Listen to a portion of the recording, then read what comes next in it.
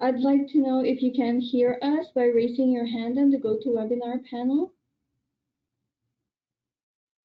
Great, thank you.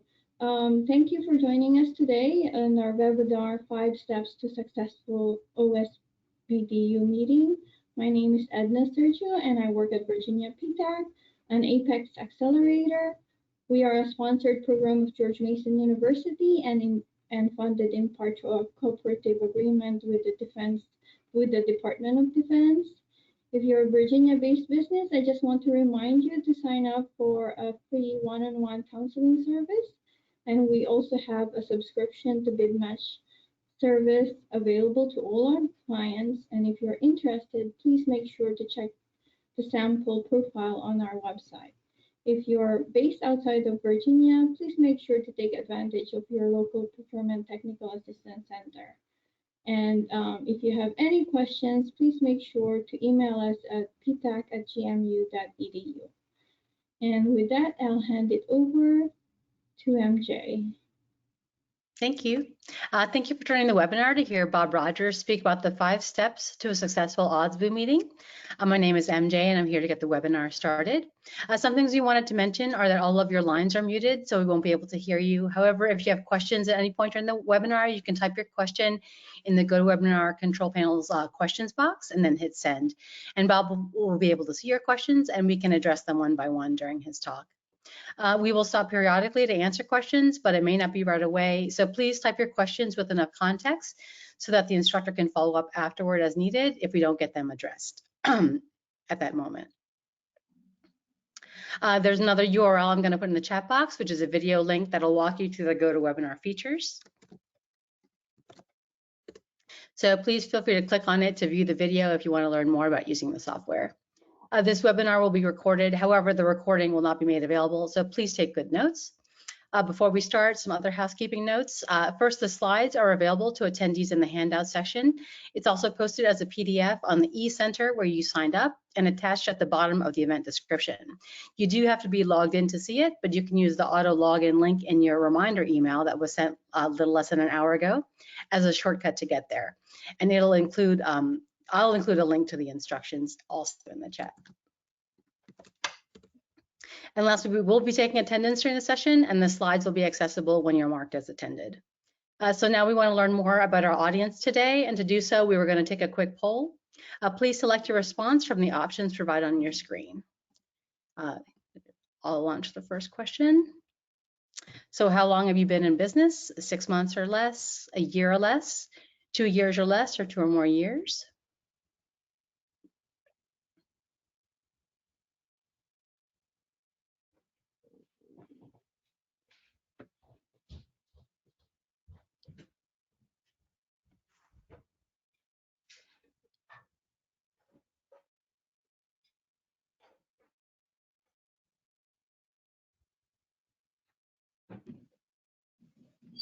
Okay, I'm going to close the poll for this question and share the results. Looks like 8% have been in business for 6 months or less, 15% for a year or less, 4% for 2 years or less, and 73% for 2 or more years. And then the second poll question, how many employees do you have, including part-time? 1 to 2, 2 to 5, 5 to 10, or 10 or more?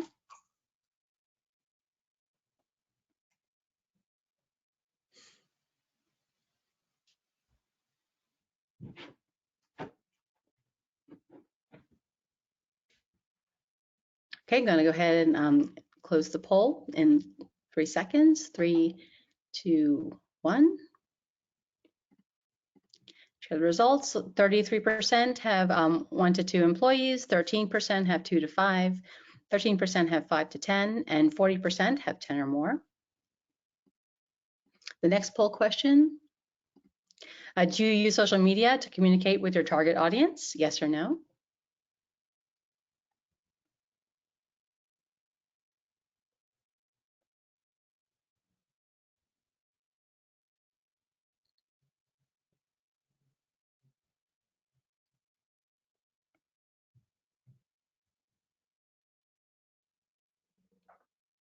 Okay, I'm going to go ahead and close this poll. and share the results. Looks like 48% do use social media to communicate with their target audience, and 52% said no. And the next question, when was the last time you updated your website with new materials? Was it 6 months ago, a year ago, more than 2 years ago, or it hasn't been done?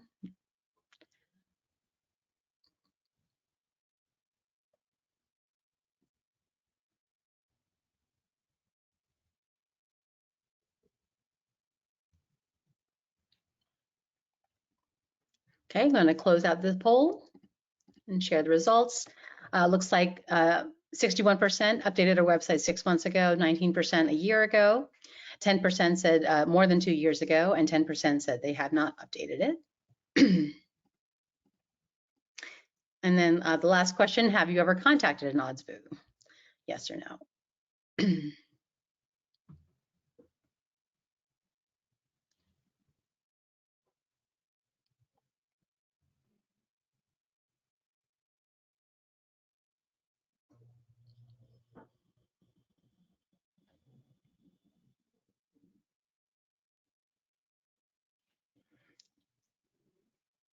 Okay, I'm going to go ahead and close the poll and share the results.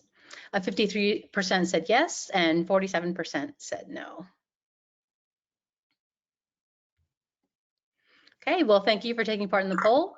And now I'm going to introduce our speaker, Bob Rogers. Bob started and ran a government contracting business for 30 years, which he sold in 2015. He was number 250 of Inc. magazine's top 500 rankings of the fastest growing privately held companies in the United States. He's won over $100 million in government contracts, and WSI Digital Solutions is his 5th business. He has a BS in engineering from the United States Air Force Academy, an MBA from Washington University in St. Louis, Missouri, and is an OPM graduate of Harvard Business School. He was also the Dean of Business for Stratford University and an adjunct professor at Northern Virginia Community College. You can get more advice and tips on social selling and digital marketing by following Bob's company page on LinkedIn. And I will share those links and contact information in the chat. And I'll turn it over to you, Bob.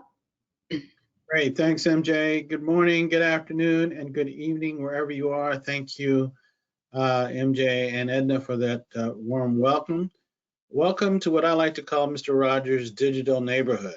I'm Bob Rogers, and I'll be speaking to you about the best ways to prepare for a meeting with a federal agency's OSDBU representative.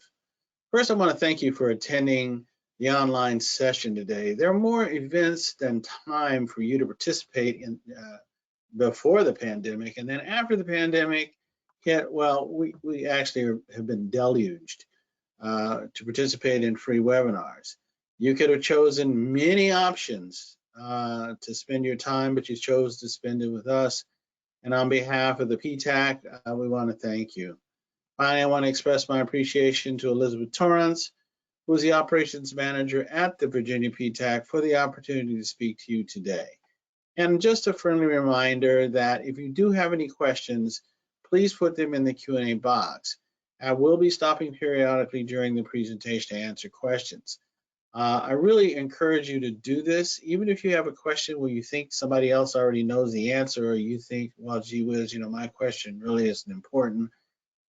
I can assure you, nothing can be further from the truth. Unless you know the answer to the question yourself and you're just trying to show off, which I doubt anybody has time to do, no question is beyond the scope of this webinar.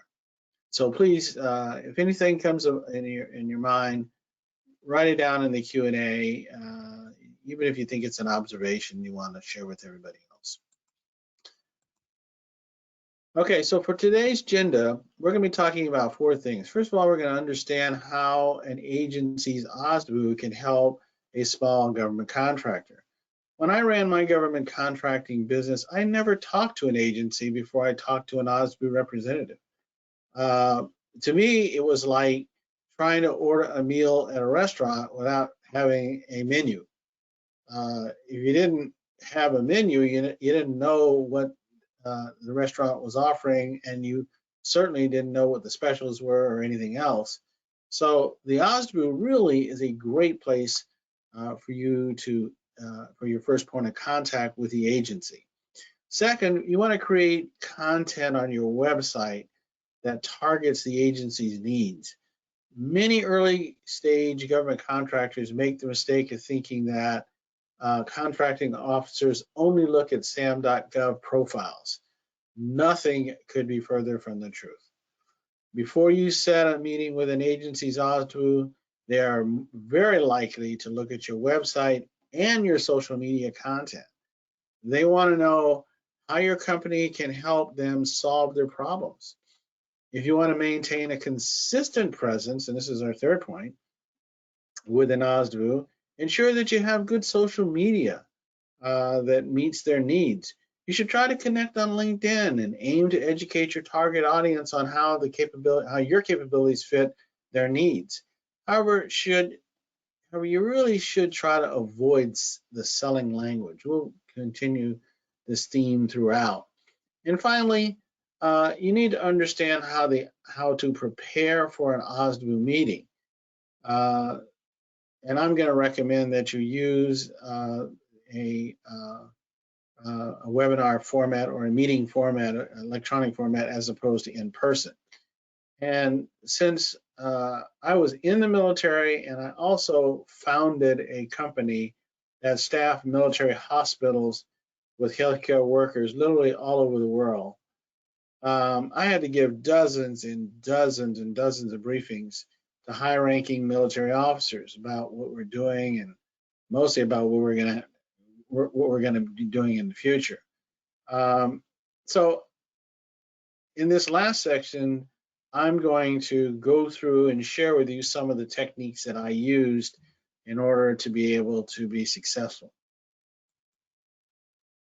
All right, let's start with the definition of an OSDBU. Congress created the Office of Small Disadvantaged Business Utilization in October 1979. It was called Public Law 95-507. However, last year, or now year before last, OMB Memo 22-03, dated December 2nd, 2021, spelled out how the federal agencies will have to increase their share of contracts awarded to small, disadvantaged businesses to 15% by the year 2025. The executive directorate is an enormous opportunity for firms to work with OSDBUs to find the appropriate contracts for themselves. I'll come back to this point later. So what does an OSDBU do?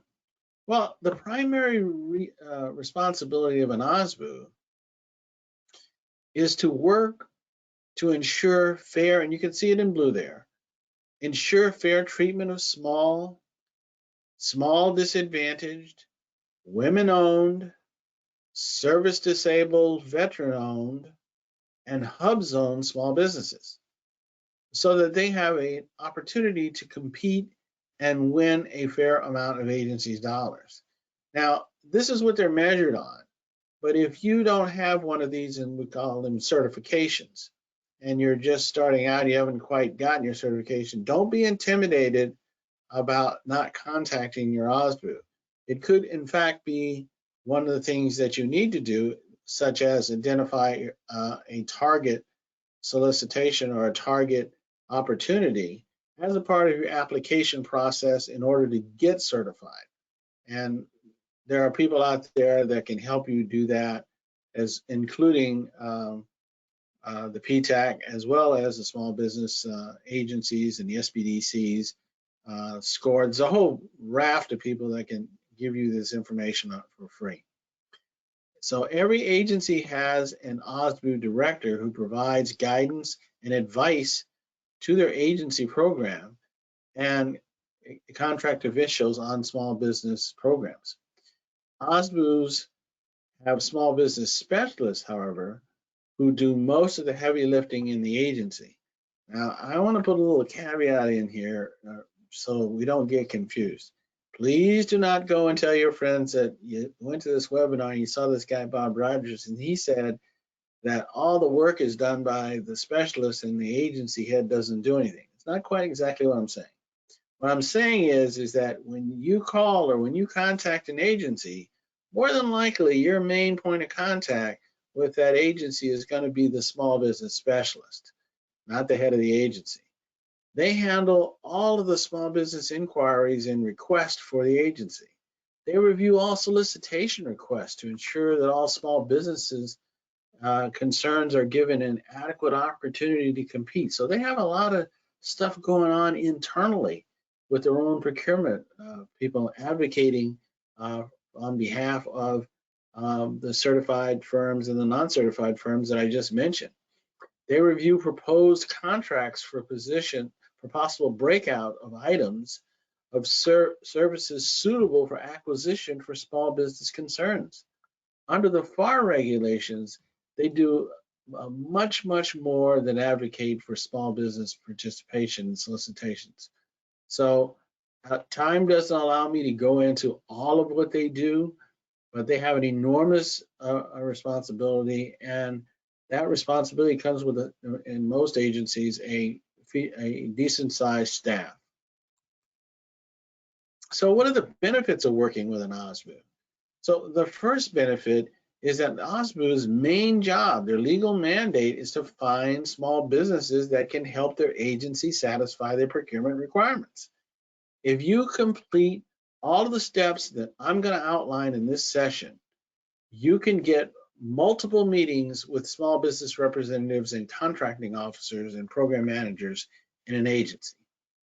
Second, SBA has targeted each agency to award a percentage of their contracts to certified firms. In the previous slide, I discussed the 5 different types of businesses that can be certified as disadvantaged.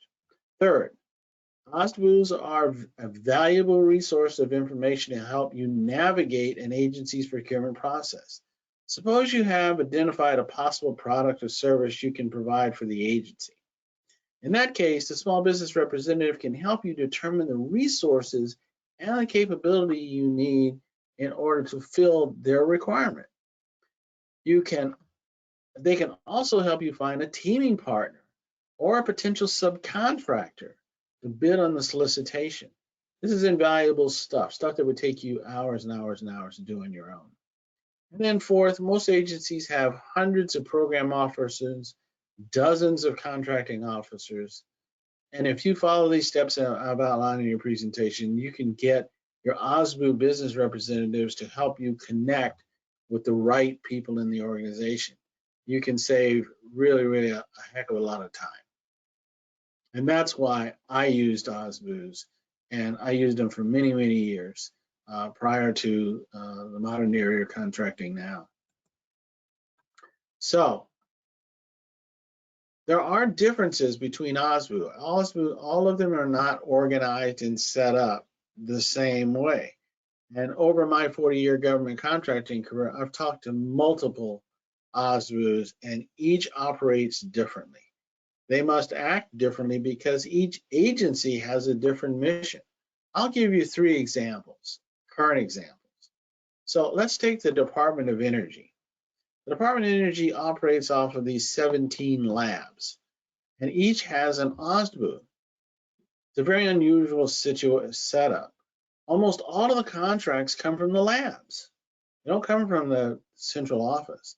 And each lab has a special mission. For example, the Frederick National Laboratory for Cancer Research in Frederick, Maryland is focused on cancer and infectious disease research.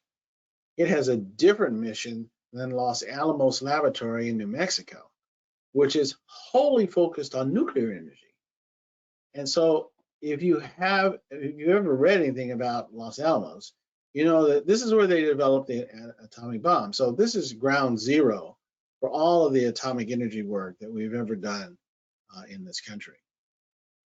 Now, if you're talking to HHS, before you talk to any of their representatives, they're going to want you to go to their website and complete their outreach invitation request.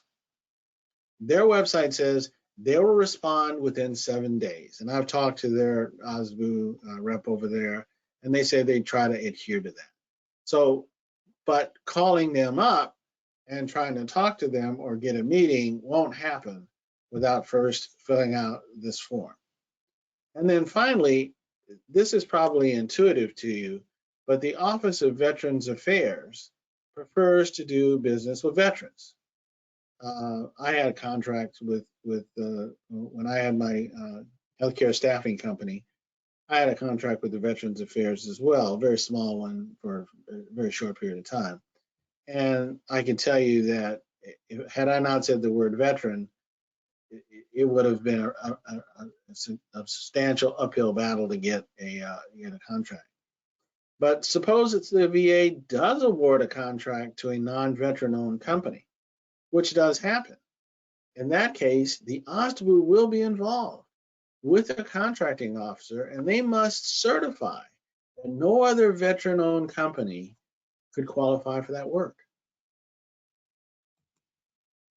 Okay, so I'm going to take a brief stop here and see if there are any questions before I start diving into the meat of the 5 keys to successful. Yes, there is a question. Sure. When I contacted small business for an agency, they couldn't tell me the difference between an acceptable and exceptional proposal response. So who could? Hang on, let me see if I can read it. Excuse me, I'm looking away from the screen. I'm going to try to. When I contacted the small business I guess the small business agency for an agency, they couldn't tell me the difference between an acceptable and exceptional proposal response. Who could? Well, when you get down to the proposal stage, if you get that far, you probably need to be talking to the contracting office. They're the ones who are going to actually write the solicitation and put in all the requirements. The program people are going to give them all the information, and then the contracting people are the ones that actually are going to submit the proposal, submit the solicitation, excuse me. Hopefully that answered your question. Did you want me to answer these others, Edna? Sure. Yeah. Okay. Can you elaborate on where to find the outreach form? The outreach form on HHS is on the HHS website. You go on there and you look doing business. I can't remember exactly. It's something about doing business with HHS, and then you click on that, and the form is on there.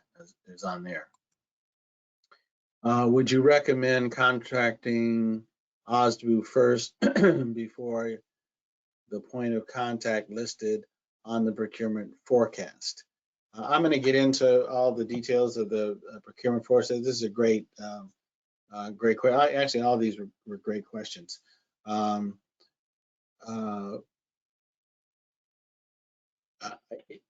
The short answer is, I'm trying to prepare you. I'm trying to give you based on my own personal experience plus current research, the best way to approach the OSDBU. If you approach the OSDBU and you're able to get in and get a meeting, no matter how you do it, whether you use my techniques or somebody else's or on your own, as long as you're in, whatever works, you should go with that. Okay? I think that's what you're saying. Would you recommend contacting the OSDBU before the point of contact listed on the procurement forecast? I did, but that may not be you.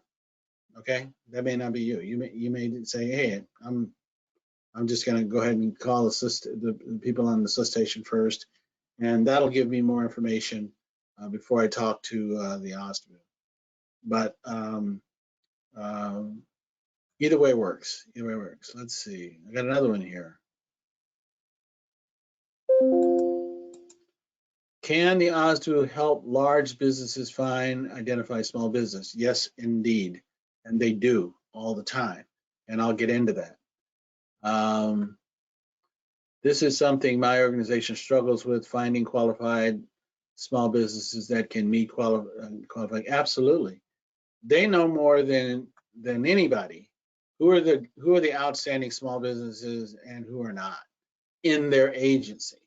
So if you want to know who's good, the OSDBU knows who's good. They know more than the contracting officers and the program officers because they don't see the whole agency. The OSDBUs do see the whole agency. So that's why that's good. I gotta. Okay, HS. All right, thank you for that. Many agencies don't say they buy leadership coaching and training, but they do. So how can we approach OSDBU with that situation? Well, I'm a trainer myself, and I can assure you that you can, in fact, talk to an OSDBU and get them to line up with what you're proposing and what they need. Let's go a little bit further down the path. That's a great question. Let's go a little bit further down the path, and then if you still have this question, put it back in the queue, and I'll get to it. These are great questions, guys. You guys are got me on my toes this morning. I have to think hard. This is good. I like this. I like this.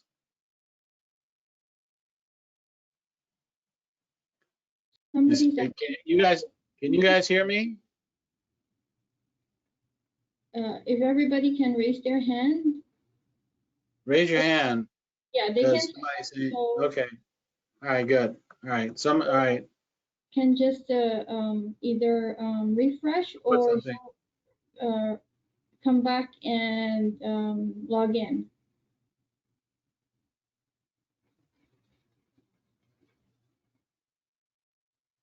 Okay, I'm going to assume everybody can hear me. Edna, you want me to go ahead? Yes, please go ahead. Yeah. Okay. All right, guys, here we go. 5 keys to successful OSDBU meeting. We come to the central part of the presentation where we talk about the 5 things. So the first thing is understanding the OSDBU mission. The second is understanding what the agency buys. The third is creating content on your website that targets the agency's needs. The third is maintaining social media visibility and hopefully connectedness with the agency. And then some key steps on exactly how to prepare for the meeting. All right? So let's try to go through all these. All right, understanding the mission. So the first task you have to do with any OSDBU, any agency, is every agency has the agency has a mission and the OSDBU has a mission as well. And you need to go online and figure out what that is. And specifically, the mission of each OSDBU is to help their agency meet their congressional mandated small business procurement goals. And every agency does not have the same goals, but there are some minimum standards, which I'll talk about in a second. Specifically, each agency has socioeconomic goals to spend a certain percentage of its contracting dollars with small business. The goals are 2 parts. First, there's prime contracting, and then second, there's subcontracting. So if you did not know that there are subcontracting goals that the OSDBU has, this is a tremendous opportunity. And this relates to this question earlier when someone was saying, I presume it's a large business, and they were saying it's hard to find small businesses to sub with. Well, here are people who are congressionally mandated to find you small businesses that can help you do business in that agency. So it's not just prime, it's also subcontracting. And so how do you know that they're really doing it? Well, the SBA actually has and publishes, and you can go on sba.gov. There's the, excuse me, there's the link there. But you can go on SBA.gov, type in the words in the search bar, say scorecard, and it'll give you, I'm sorry for the late thing, FY 2020, but it'll give you the 2022 scorecard. I think it's done now, I'm not sure. But every year the scorecard is there, and every year it has the exact same measurements, which I'm about to talk to you about. So this is something that the SBA then goes to Congress and they have to report out on. So this is all in the public law that established the OSDBU. So I'm going to give you an example of what a scorecard looks like. And this is obviously a summarization of a document that's probably somewhere between 15 and 20 pages. And I've just pulled out the goals and the actuals. And I've used the 2020 for the US State Department, which had an overall goal of 23% of their prime contract work that they plan to award to small businesses. Now, this is kind of standard for most agencies, around about 23%, but the State Department exceeded it, and they went up to 27%. And you can see they also have a subcontracting goal of 29%. They exceeded that to 38%. They had an OSDBU compliance, which is some kind of internal score that they rate an OSDBU on. And then they have an overall score, which they combine all of those two. And you can see that their score was 122. Most agencies don't even hit 100. The State Department is exceptional. I don't want to go through and criticize any other agency or go to the agency. You can go to the SBA scorecard and see for yourself what I'm talking about. But I do know a good friend of mine is in the State Department OSDBU office, and I talk to her all the time about OSDBU work and about how small businesses can, in fact, use them. And she's very good. In fact, she was a former head of the PTAC that is sponsoring this webinar. So she's extremely knowledgeable. Now, on the other side of the coin, you've got some responsibility as a contractor as well. Just because you're certified under one of these categories does not mean that your products or services are suitable for the State Department. However, it's not the OSDBU's job to find a contract for you, okay? You must do your homework. Then come prepared to talk about how your company can help the State Department accomplish its mission. So the more I think about that other question about reaching out on a solicitation to the contact point before you go to the OSDBU, maybe that is a good idea. Maybe that is a good idea. And in fact, I probably misspoke back then. That is a good idea. So, because it's part of the due diligence that you would need to go to the OSDBU in order to figure out how they can help you.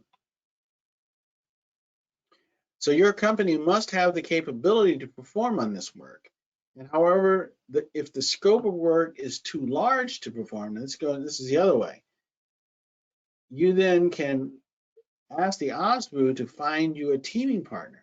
Now, you just heard on this very call a confirmation of what I just said. A large business just asked a question, hey, I'm looking for qualified subcontractors. So how do you figure out where these two to connect? Well, there are lots of different ways around government contracting to connect. You can go to conferences. You can go to industry days set up by the agencies. You can go online. You can directly reach out and try to find people in your area. But one of the best ways, in my opinion, is to deal with the OSDBUs, because they know who's good and who's doing what. And they can cut down on the amount of time you have to spend tremendously. I certainly can tell you from firsthand experience that was my case. Okay, Second piece is understanding what an agency has to buy and what they're planning to buy. So the biggest clue to what an agency buys is to read about its mission on its website. The State Department is all about foreign service. So they deal in global issues like arms control, health diplomacy, refugees.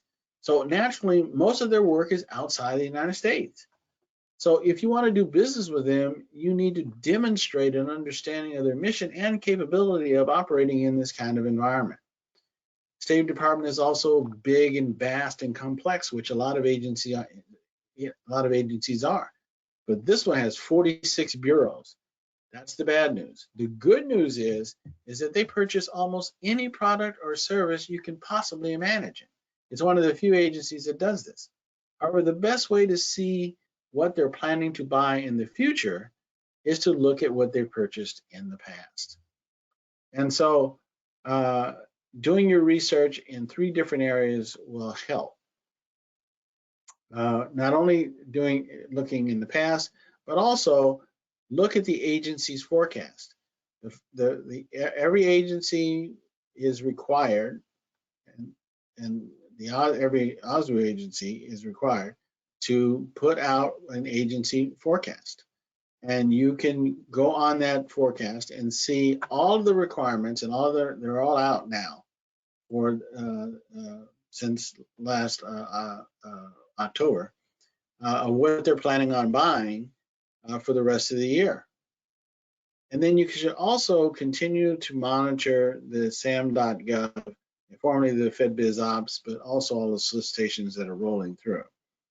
And if you're saying, well, gee whiz, it's really a pain to kind of go through all of this and look for all these different agencies, there are a lot of stuff that's free. If you go on YouTube videos and webinars, just type in the YouTube video for whatever it is that you want for an agency or an OSDBU, and will pop people like myself. In fact, some of my videos are on there to tell you and walk you through how to deal with an agency and how to do a federal agency's forecast. Now, I've done some homework, and so I don't want to tell you that this is a complete and exhaustive list of what the sam.gov is all about. But here I'm just trying to give you guys a sense of where you can get information on your agencies and what's available just for free through sam.gov. And so the slide shows that all of the sites of sam.gov have partners and supporting sites. So you have partners on the left-hand side, which are outside of GSE and sam.gov, and then you have the ones on the right, and they support. They're just a gold mine of information on all federal contracts awarded. I am not a government contracting business development specialist. I don't do data mining. I don't do search for rewards. I know the basics, but there are people out there who are absolutely fabulous at it, and there are training courses offered also by the PTAC and the SBA to help you learn more about it. The more you do it, the better you get. And there's also a guy out there, his name is Eric Coffey. He does a lot of YouTube websites. Check out his stuff. He makes it kind of easy for you. And the last thing I'll say before I stop and take some more questions is on the left-hand side, acquisition.gov. If you scroll through that and drill down, you got to drill down a little ways. And again, I don't have the time in this presentation to do it, but just trust me. If you drill down, you can see all of the federal government agency forecasts in one site. You don't have to go over to health, HHS, and then GSA, and then DOE, and Department of Education. You don't have to do all that. Department of Defense. You have to do all that. All of that is underneath acquisition.gov. And they're all listed. All the forecasts are in one location for you. Okay? So I'm going to pause right here and see what we have going on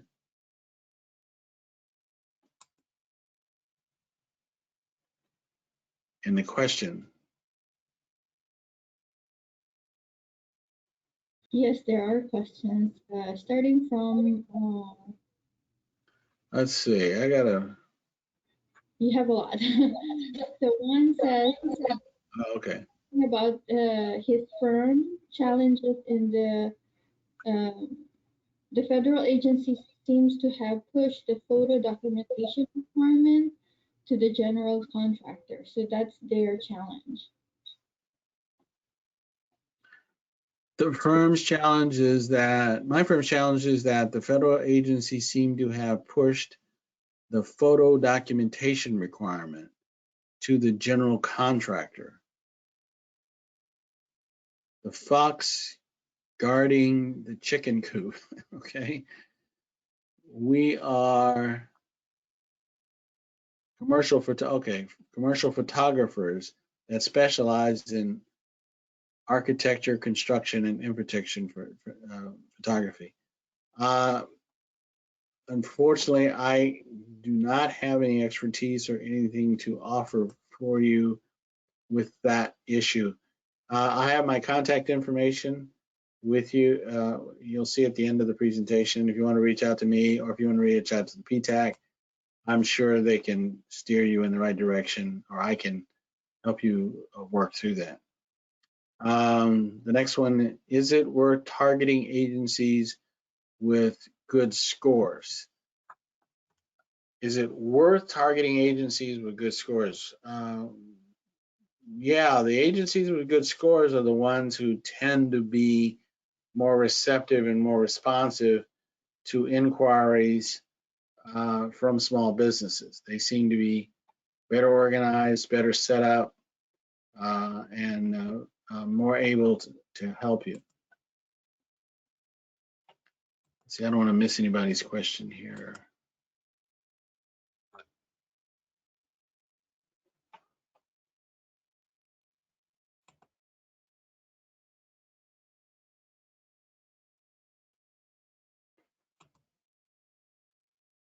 What are recommendations for proposal writing for small business? I understand how to read PWS SOW from my experience, but I see a gap for proposal writing. What advice do you have? Yeah, proposal writing is a whole different bag that is beyond the scope of this presentation, but a very, very, very, very important part of being a successful government contractor.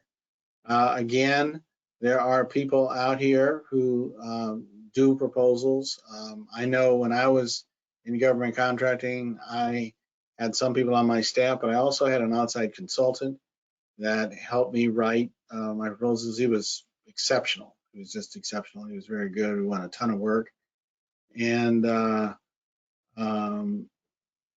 I would start with the PTACs and see if they have people that they could recommend for you, or a list of people. I would also reach out to the SBA. I'd also go join chambers of commerce or organizations who are in government contracting.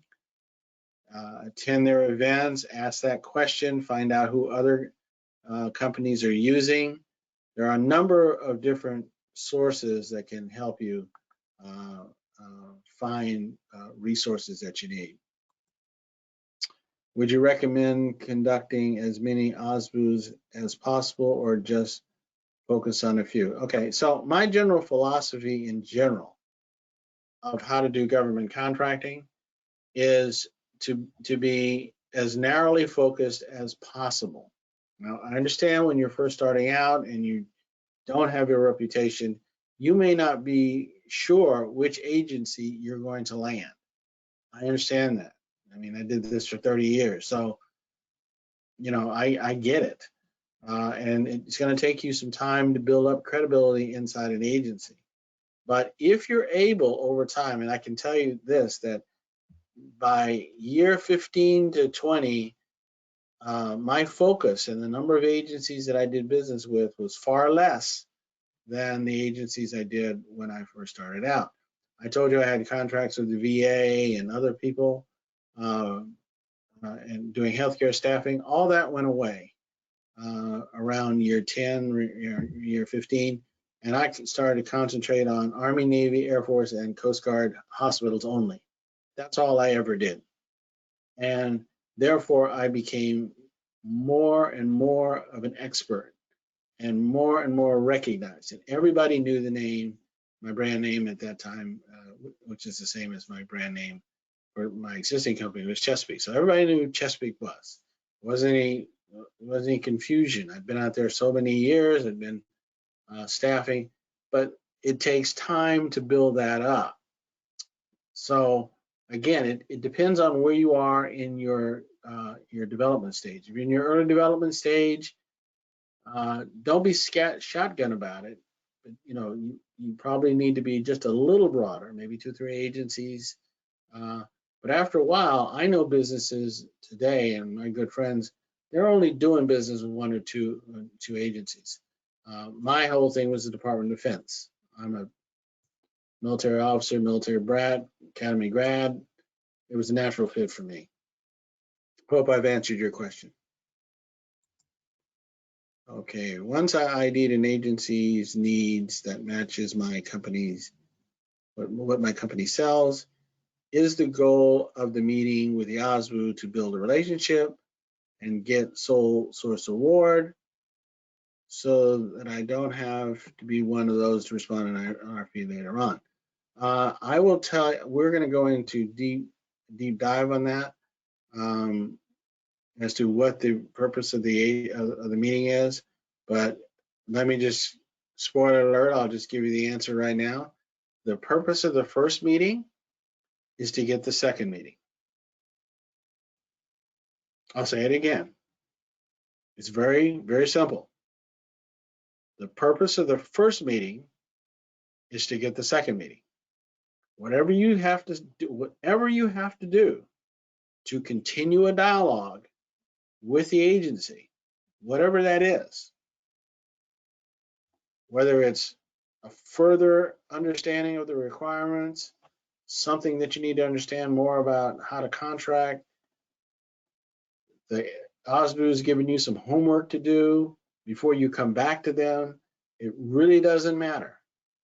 But keeping a constant contact with your OSDBU agency so that you're always in conversation over time is the way to develop relationships. This is a relationship business.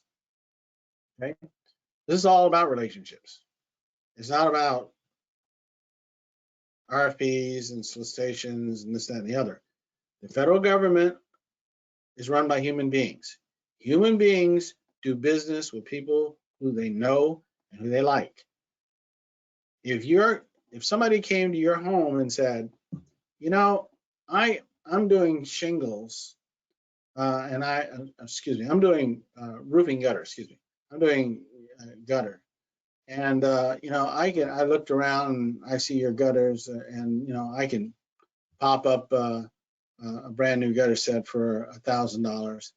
You just need to pay me $1,000 right now, and we're good to go. Would you take that deal? You've never seen this person before. You don't know anything about them. They've never contacted you. No, you wouldn't do it. So why would a federal government agency, why would a contracting officer, why would an OSDBU, why would anybody else inside a federal agency these are human beings, why would they risk their reputation hiring you and they don't know anything about you? You've never contacted them. You've never reached out to them. They don't know anything about you. All you've done is fill out your sam.gov, or you filled out a website, which doesn't do anything. It's just saying, we'll talk about that in a minute. But that's what I'm talking about. Okay? All right, I'm going to move on. I don't see any more in here.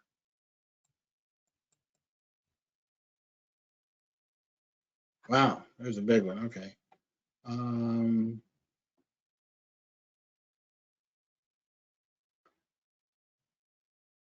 All right. I see, Victoria, I see your question. Let me move on a little bit. I need to move the needle here so we can get through all of this, and then I'll come back and answer yours first. Is that all right, Edna? Am I good? Okay. All right. All right. So you heard me allude to a website. So this is one of the 4 things that you really have to do. Before you meet with an OSDBU, five things.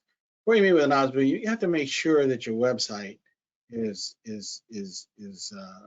up to snuff. Because when you contact an agency, your website is probably the first introduction that they're going to see when they before they meet with you.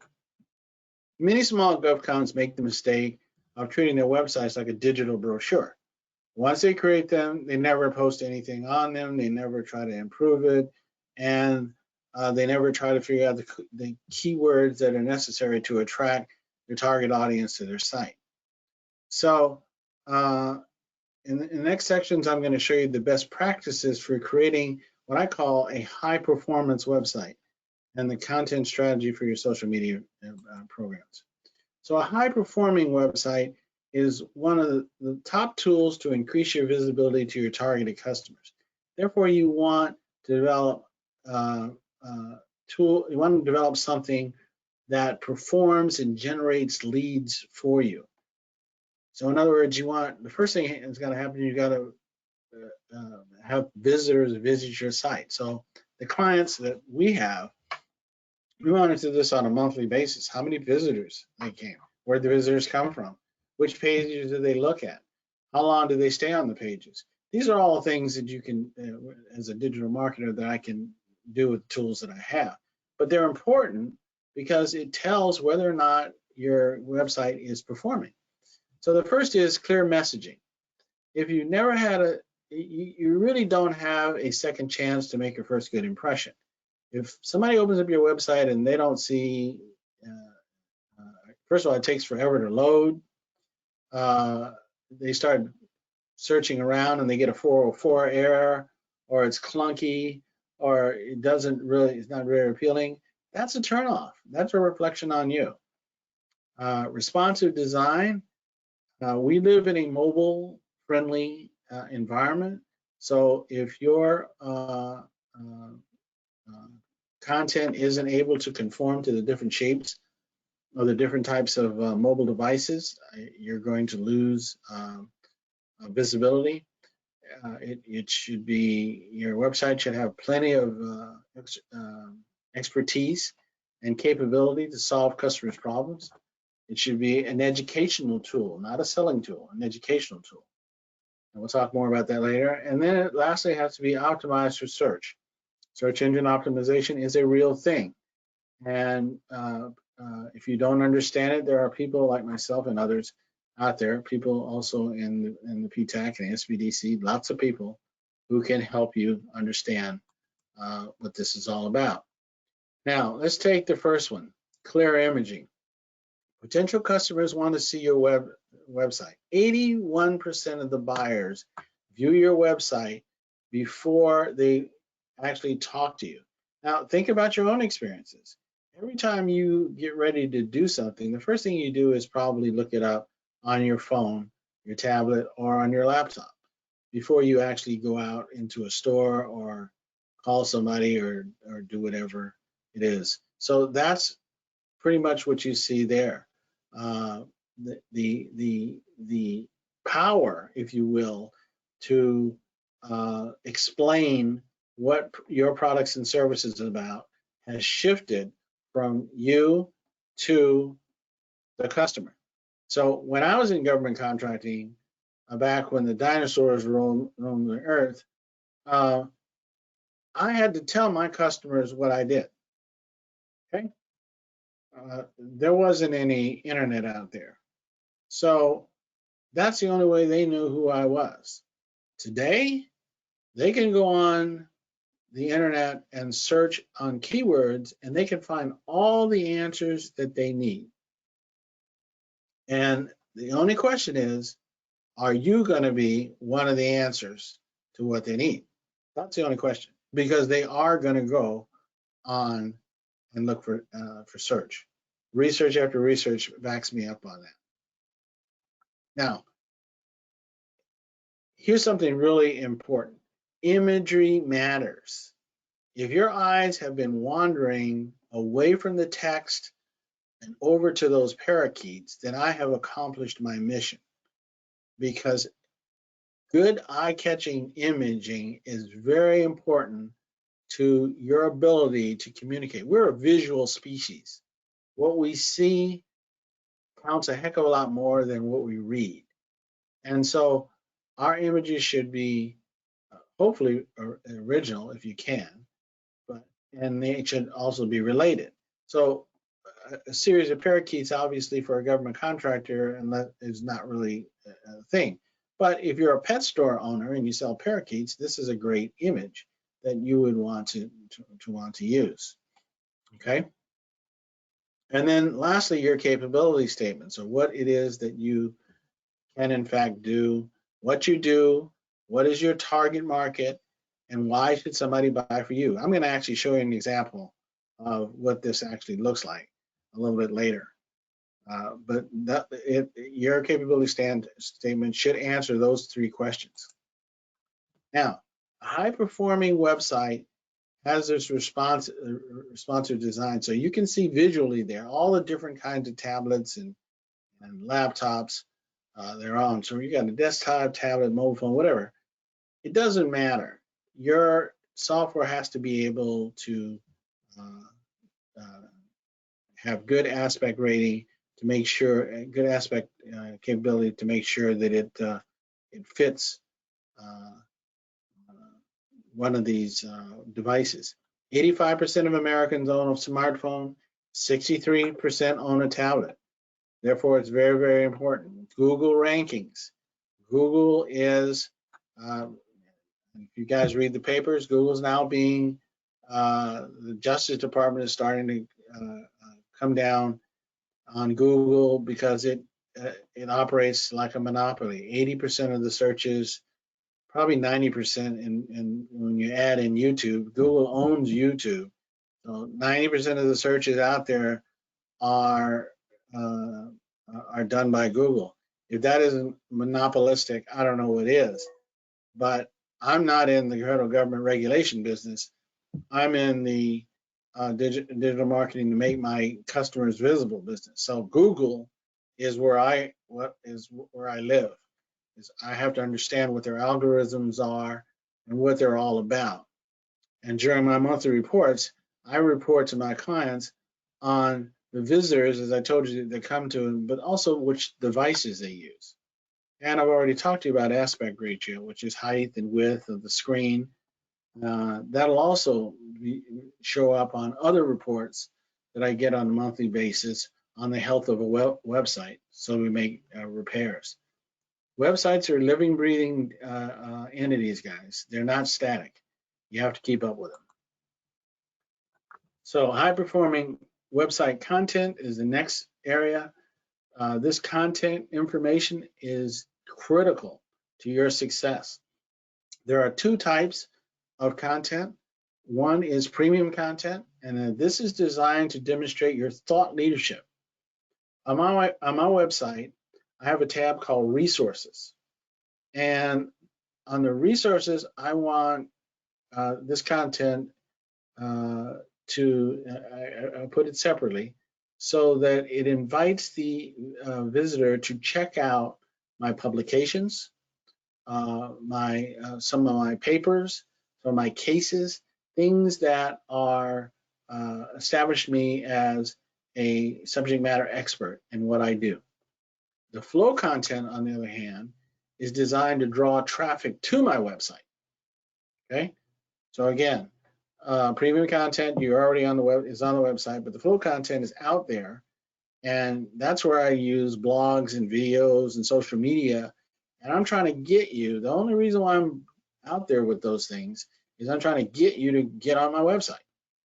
That's why I post stuff out there. Now, no, don't get me wrong. Social engagement and connecting with people on social media is clearly one of the main aims of social media. Okay, but what I'm trying to also explain to you is that getting people to your website is equally as important. Lastly, another caution: keep the sales pitch down.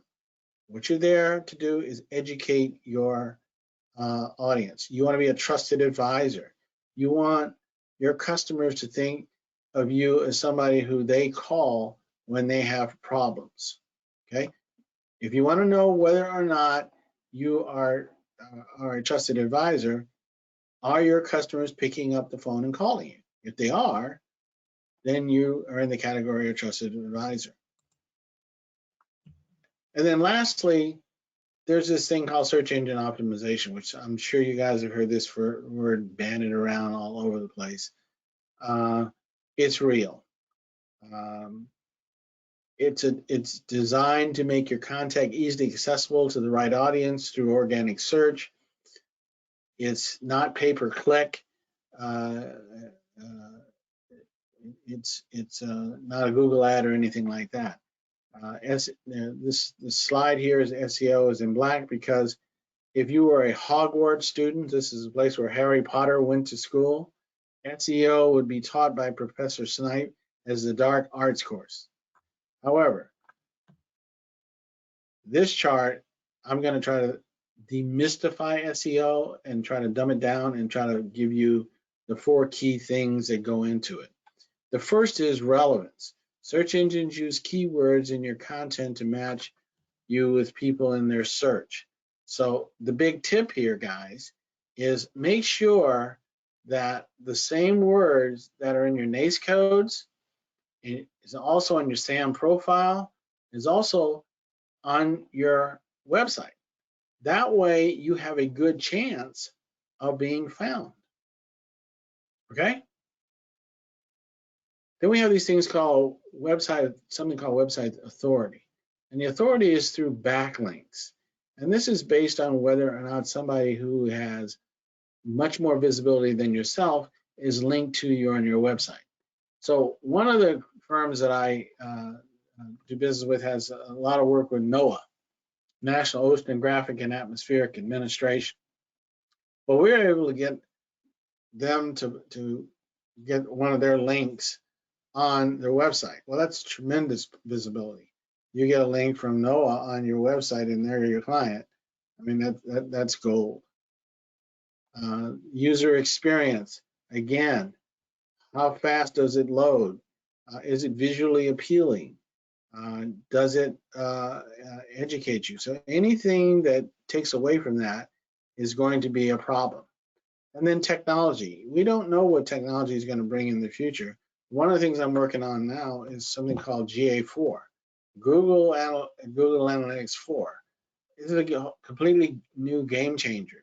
So all of you and all of my clients are going to have, by July of next year, going to have this new widget in your website if in fact you want to be ranked by Google, because they change all the time. So don't want to get into all the details and that, but that's what you have to do. So let me give you an example of one of our clients and what it's like to do that. This is a government contractor that merged. They came to us because they had merged with someone else, and they wanted to put together a unified company. And so it answers 3 questions. I told you I'd come back to this. What do you do? Okay, so on the left-hand side here, where my little red dot is, it says right here, information technology, healthcare, and professional services. And if you want to know exactly what that means, right on the first page, here it is: information technology, healthcare services, professional services. And then there's a little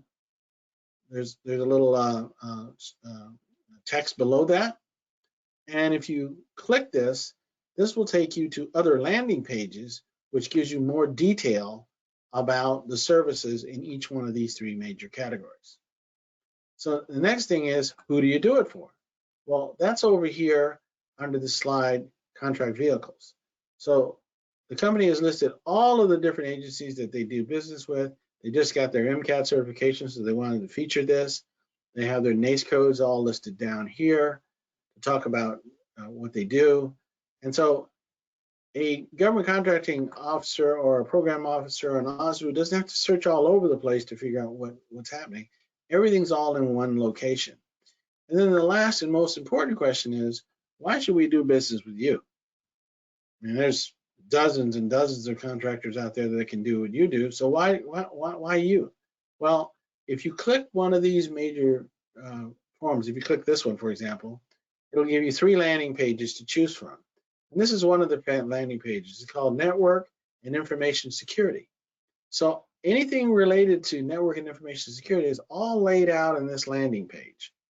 So we have 9 landing pages behind this page here, and they all have drop-down menus to show the capability of this company.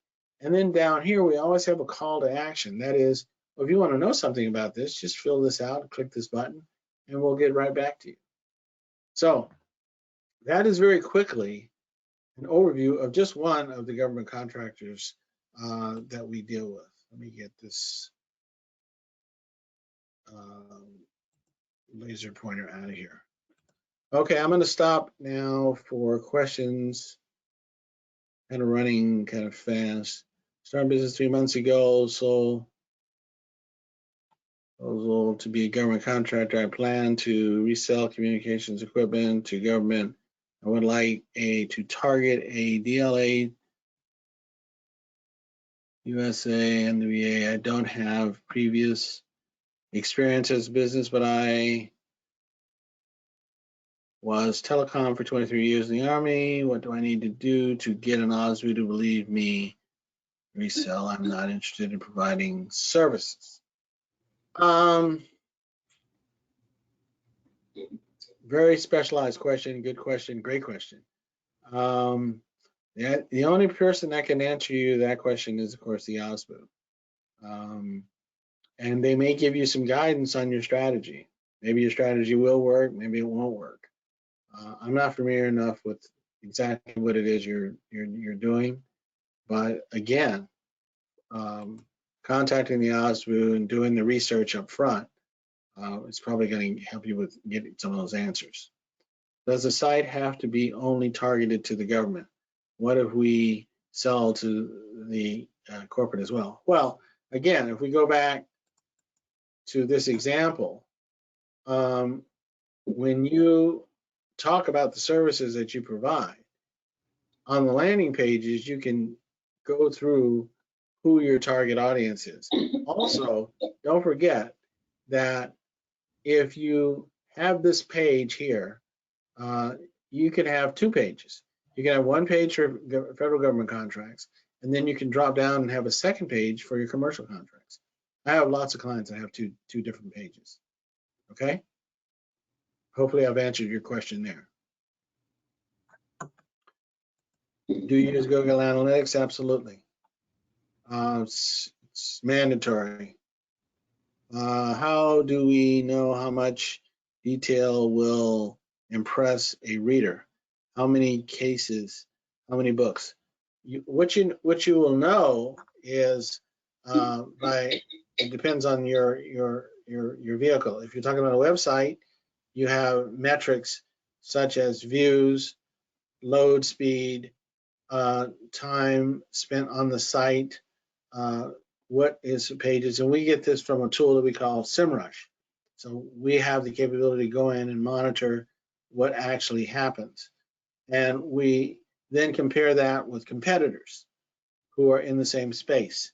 And that'll tell you whether or not you are or are not doing well. Same thing goes for social media, which I'll get to in just a second. There are different criteria that we use and we measure. All right, good. You guys are you're really pushing me now. You're really pushing me. These are great questions. Great questions. I put on my thinking hat. Okay, social media. We gotta move a little quickly here because I got 2 sections, this being one of them. So now,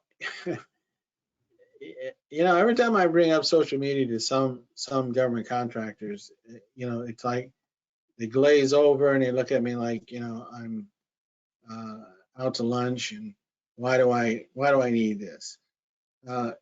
You really do need it. The jury is out. Social media is a big part of selling to the federal government. In the past, you could win contracts by doing business by developing contracts by looking at databases and writing proposals. Today, you still need to do that. As per the question that I was asked earlier, you still need to do all the things you did before, but you also have to be visible. You also have to be connected. And it's hard to do that when in the year of the pandemic. And I actually have a presentation on all that. I do a whole webinar on that whole thing. So large, medium-sized businesses are already investing significant sums of money to attract and maintain customers in this way. Small businesses are starting to understand the power of this tool. So it really is something that you need to think about. Now, before I talk to you about the table on the side, concentrate on the text for a second. I want you to understand that why do you use social media? Well, networking. Getting on and being able to develop relationships and connecting with people is invaluable. It also has a tremendous number of advantages. You don't have scheduling contracts, you don't have geographical boundaries, and you don't have to travel to a specific in-person event. It's a great way to target your audience in the government sector. Content promotion. If you're producing content, which you should be, on ways to satisfy the customer's needs, this is a great way to promote that content. SEO, we talked about this before. This has a lot to do with keywords. Whether or not the keywords that are in the NACE codes match the keywords that are in your sam.gov, whether they match the keywords that are on your website, whether they match the keywords that are in your social media. If you do email marketing, you can match those. All these go into making you visible.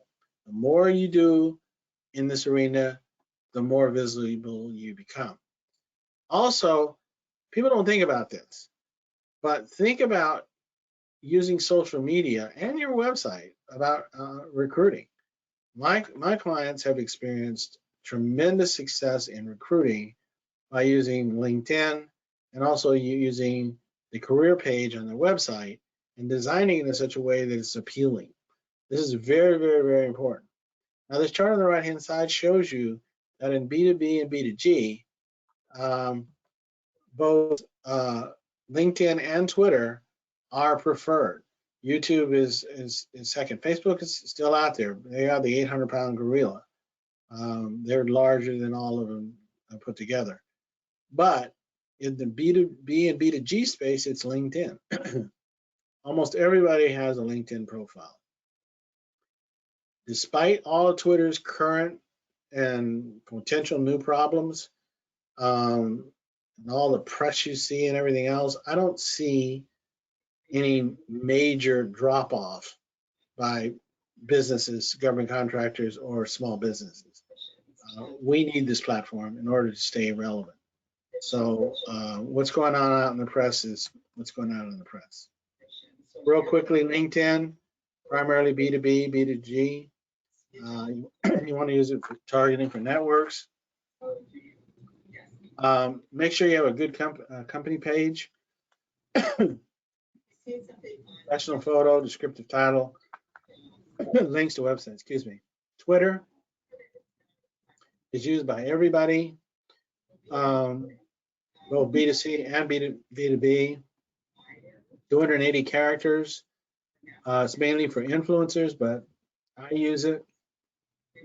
I don't think I'm a big major influencer, but I think you'll find that if you use it and use it consistently, you can, in fact, raise your visibility. And then finally, YouTube. YouTube is used by everyone. Hang on a second, guys. I'm just going to turn the camera off for 1 second.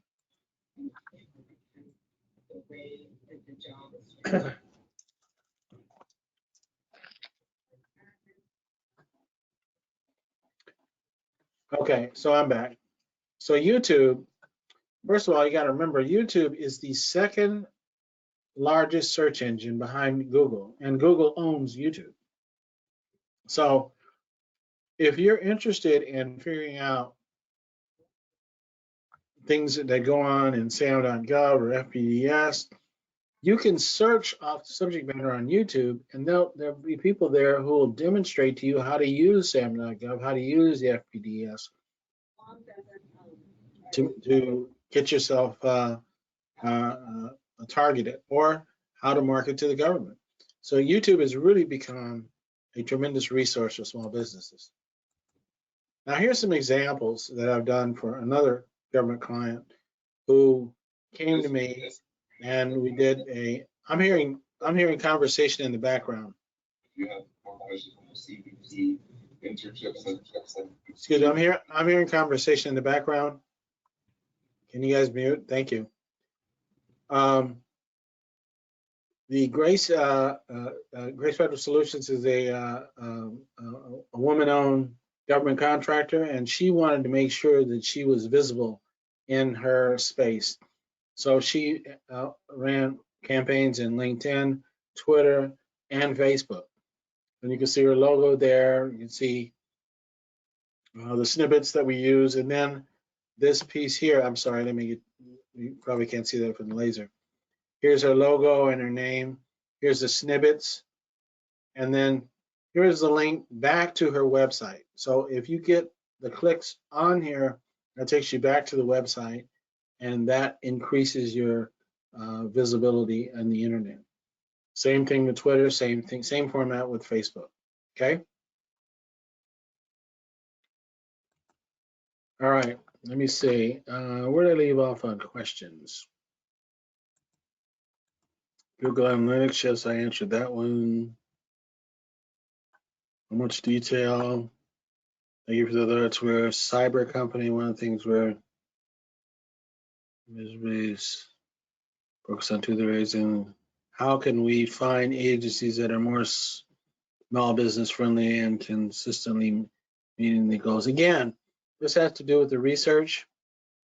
Thank you for the website there.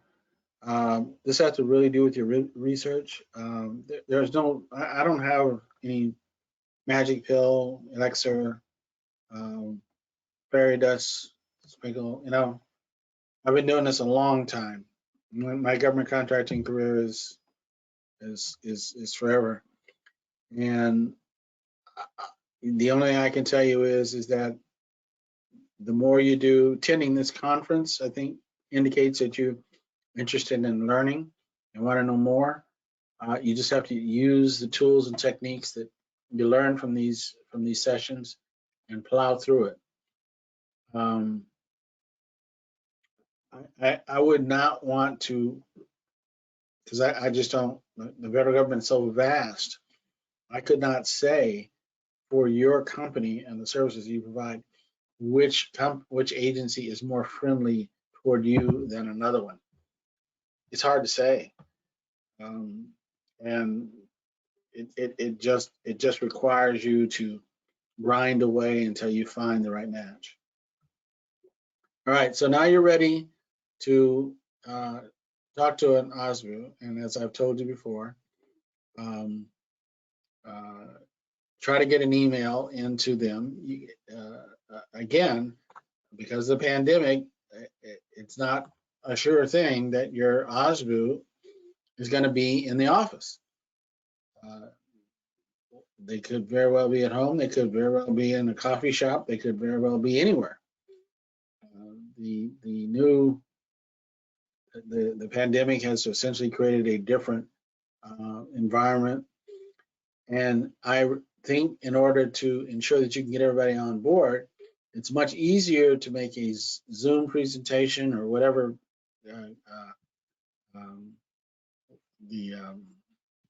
a Teams presentation if you want, if you will, whatever you're using, it's better to use that to get everybody together because everybody's scattered all over the place. But you want to prepare a PowerPoint presentation, you want to address the agency's needs, and you don't want to oversell. So why a video meeting? Educating the audience, telling them what you're all about, establishing your expertise, and here's the answer that I gave earlier. The main reason for this meeting is to secure the next meeting. That's what you're trying to do.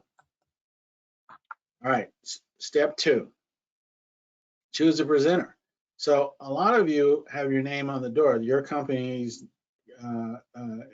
has your name in it, or it might be reflective of something that you do. Just because you are that person, it may or may not be, you may or may not be the right person to make the presentation, particularly if it's a technical presentation, particularly if you have somebody, a resource, consultant, or somebody on your staff who already has inroads into this agency. Then possibly those people should be making the presentation. You should certainly open and introduce yourself and introduce your company and what they're all about. But when it gets to the presentation, you may or may not be the right person. And that's not a bad thing. Having a great team, having a great bench is invaluable in government contracting. And the fact that you're not the expert on everything is a good deal. It's a good thing, not a bad thing. So creating a meeting outline, use the things on the left-hand side, think systematically about the topic, organize your presentation, uncover the gaps in your storyline, which means you gotta walk through it out loud.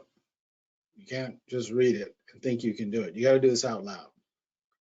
For an example, you come on, you talk about your company, you give the mission statement, you tell why your company can help the agency, and then you go through 5 things that are relevant to the agency. Your past performance, testimonials, case study that shows that you've already done this before, maybe some content that you've created on your website. These are just, possibilities, things that you may want to consider. Slide 4, so you develop the presentation. PowerPoint, Keynote, I think works best. I'm a PowerPoint guy. Keynote, whatever works best for you. But you should have a cover slide, just like this presentation. It has a title, the presenter, the date, good visual imagery.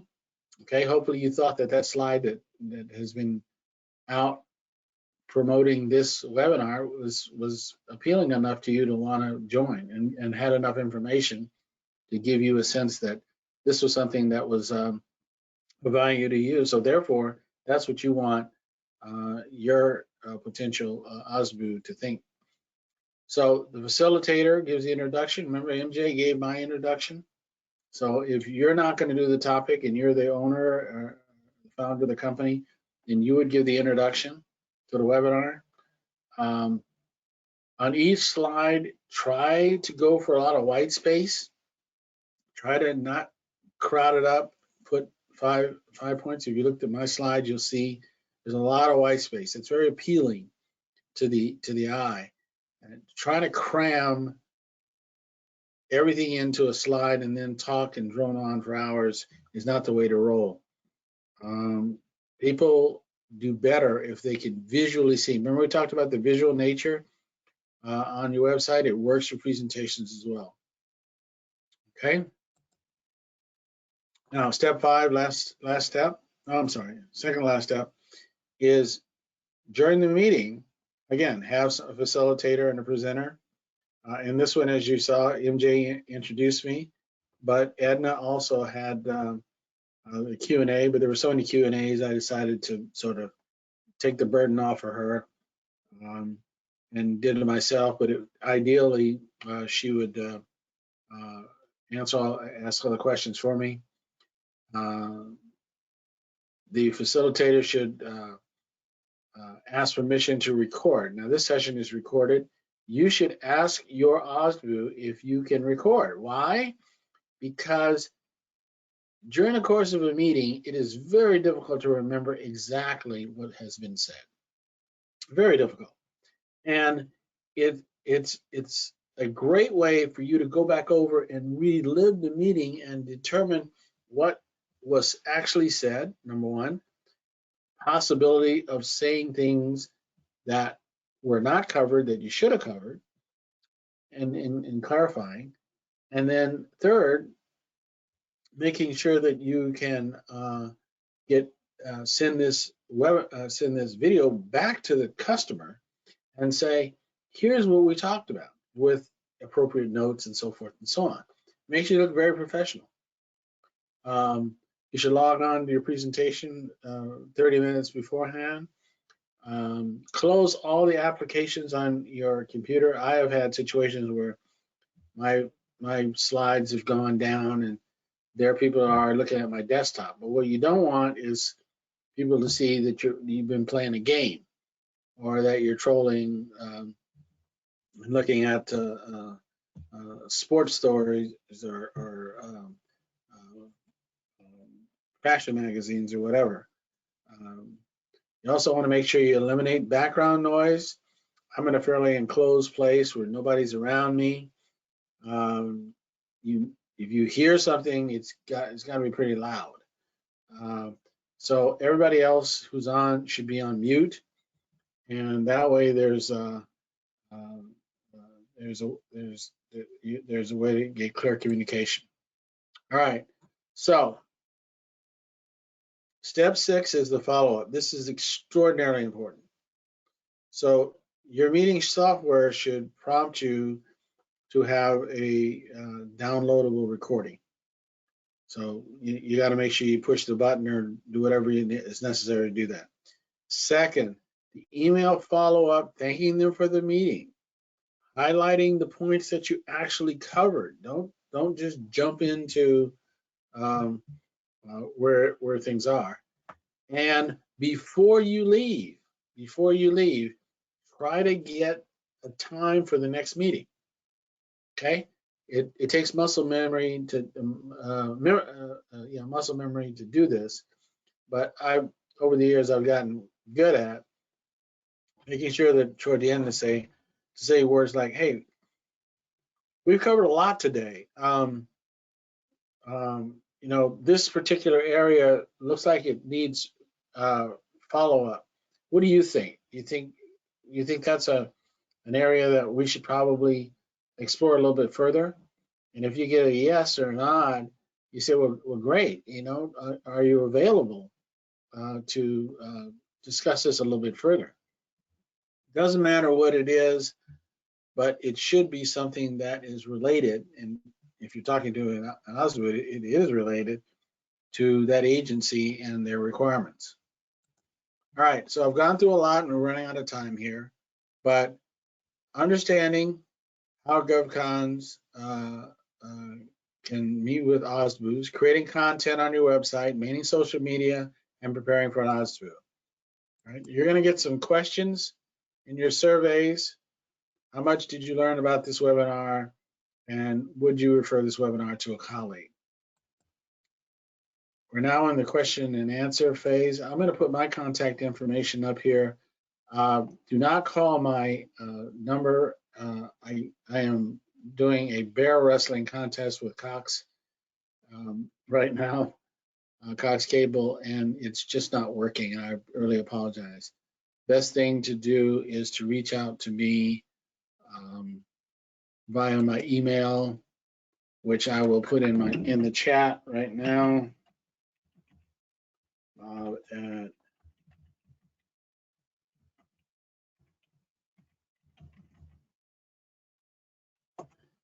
Okay, so I just put that in the chat. Let me look at the questions. Do SWAM certificates hold any sway with the federal government? Not that I know of. Not that I know of. They might, but I have never known them to. But starting at the federal, let me say this, you're very smart to start at the state and local government level. I did. I had contracts with the state of Virginia and the local governments for 7 years before I ever got my first federal government contract. Would you be able to share this PowerPoint with us, please? Yes, the PowerPoint is shareable on a number of different platforms, and you should get an email back. Thank you. I called in on my phone. Okay, good, excellent. All right, thank you very much for the compliment. Okay, great. We're at 12 o'clock. I think I probably worn out my welcome with PTAC. If Edna is on, let me just say this before I turn it back over to Edna. Listen, I do these things all the time. It's, as you can tell, I'm passionate about government contracting. And when I get a chance to talk to other government contractors, it's a privilege for me. It really is. It's a privilege. So I wish all of you the best of luck, Godspeed, God bless you all. Okay, Edna, it's back to you. Great, thank you. Everybody, please feel free to contact us and set an appointment with us. Email us at ptac@cmu.edu, and also check our calendar for upcoming events that and I'd like to thank you for the great presentation. Thank everybody for joining. I will be emailing the evaluation survey shortly. Please make sure to click on that survey and submit it. Thank you. Okay, guys. Thank you so much. Best of luck. Okay. Take bye. care. Bye-bye.